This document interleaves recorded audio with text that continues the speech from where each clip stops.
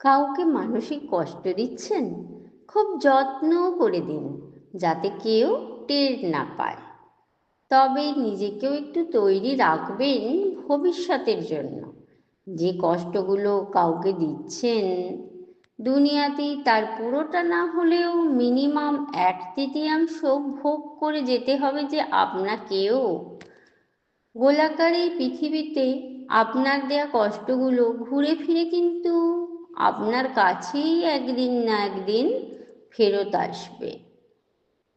আপনি নিজেই আত্ম অনুশোচনায় ভুগতে ভুগতে একটা সময় শেষ করে দেবেন নিজেকে, হয়তো যেটা আপনার সকল ইগোর জন্য। ওই মানুষটার কাছে ক্ষমাও চাইতে পারবেন না।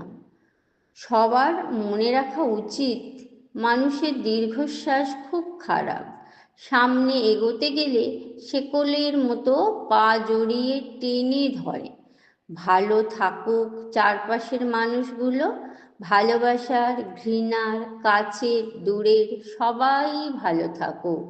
অভিশাপ না দিলেও রুহের হায় বলে একটা কথা আছে, যাকে রিভেঞ্জ অব নেচার বলে, যেটা আমাদের বিশ্বাস করতেই হবে। প্রকৃতি কিছুই ভোলে না, সময়ের ব্যবধান মাত্র।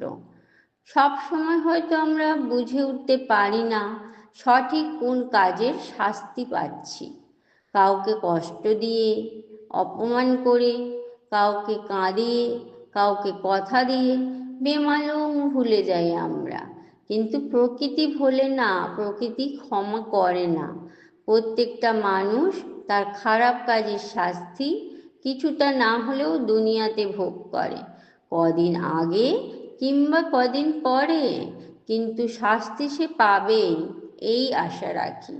এমনকি এই মুহূর্তে আপনি যার সাথে ইচ্ছাকৃত অন্যায় করে নিজেকে জয়ী ভেবে বেশ ফুরফুরে মেজাজে আছেন, মনের আনন্দে ঘুরে বেড়াচ্ছেন, সে হয়তো প্রতিবাদ করবে না, কিন্তু তার নীরবতা, কষ্ট থেকে আসা দীর্ঘশ্বাস আপনার সাথে বোঝাপড়াটা সঠিক সময়ে করে নেবে।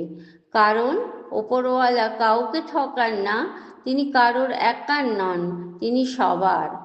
লেখা ইহত শামুল হক নাবিল, কণ্ঠে প্রতিমা।